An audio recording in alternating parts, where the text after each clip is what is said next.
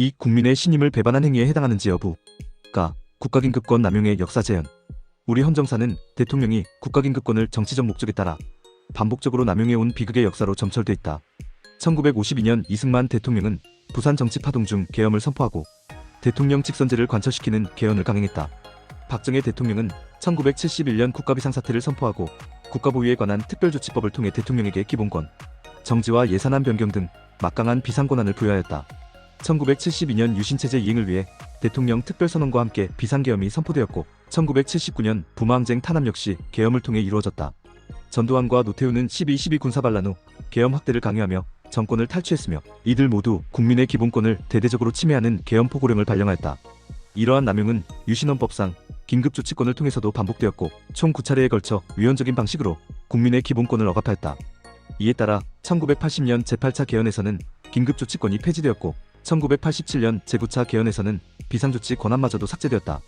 1979년 대통령 유고를 이유로 선포된 계엄 이후 1993년 금융실명제 관련 긴급명령을 제외하면 더 이상 국가긴급권은 행사되지 않았다. 이는 민주주의의 정착과 국민의 헌법 수호의식 향상에 따른 자연스러운 결과였다. 헌법재판소와 대법원 역시 과거 긴급권 남용이 위헌임을 명확히 해석하면서 입헌민주주의를 굳건히 해왔다. 이러한 역사적 반성과 헌정 질서를 뒤로하고 피청구인은 약 45년 만인 2024년 12월 3일 정치적 목적하에 다시금 계엄을 선포하며 국가긴급권을 남용하였다. 해당 계엄과 그에 따른 조치들은 사회, 경제, 정치, 외교 전반에 걸쳐 심각한 충격과 혼란을 야기했으며 정치적 목적으로는 더 이상 긴급권이 사용되지 않을 것이라 믿었던 국민들에게 큰 충격을 안겼다. 피청구인의 행위는 국민의 기본권과 헌법 질서를 침해했을 뿐 아니라 대외 신임도 저하, 정치적 불확실성 증가로 인한 외교 경제적 손실을 초래하였고 이는 명백히 국익을 중대하게 훼손한 행위로 평가된다. 결과적으로 이번 계엄 선포와 조치는 과거 국가긴급권 남용의 전례와 동일한 문제를 반복한 것으로 국민의 자유민주적 기본질서 수호에 대한 피청구인에 대한 신뢰는 상실되었으며 그에게 더 이상 국정을 맡길 수 없는 상태에 이르렀다고 판단된다. 대통령으로서의 권한행사에 대한 불신 초래. 헌법 제66조는 대통령을 행정부 수반이자 국가원수로 규정하며 다양한 국가 권한을 부여하고 있다. 하지만 이 권한은 어디까지나 헌법에 기반한 것이며 자의적으로 행사할 수 없다.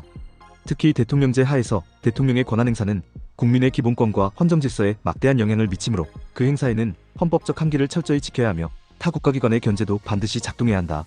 그 중에서도 국가긴급권은 오직 헌법질서로는 대응할 수 없는 극히 예외적인 위기 상황에서만 행사할 수 있는 권한이므로 더욱 엄격한 제한이 요구된다. 그러나 피청구인은 야당의 전횡과 국정위기 상황을 국민에게 알리기 위한 수단으로 계엄을 선포했다고 주장하며 이를 정치상황 돌파의 도구로 사용하였다. 이는 헌법상 계엄권의 목적과 완전히 배치되는 남용이다. 더불어 피청구인은 실질적 집행 의사 없이 계엄 포고령을 발령했다고 주장하나 이는 대외적으로 법적 구속력을 지닌 법규명령을 임의적으로 발령한 것으로 납득할 수 없는 주장이다. 또한 비상계엄 하에서조차 허용되지 않는 선관위에 대한 영장 없는 압수수색을 시도했다는 점 역시 헌법 위반의 중대한 사례다. 국가긴급권처럼 가장 신중해야 할 권한을 피청구인이 이처럼 자의적이고 전략적으로 활용했다는 사실은 향후에도 그가 대통령 권한을 행사할 때마다 헌법을 위반하거나 정치적 목적이 숨겨져 있을 것이라는 국민의 불신을 불러올 수밖에 없다. 그로 인해 피청구인의 권한 행사에 대한 지속적인 의심과 불신이 사회 전반에 확산되면 국정운영의 정당성은 물론이고 사회 전체의 안정과 질서가 무너질 수 있다. 영상이 도움되셨다면 구독과 좋아요,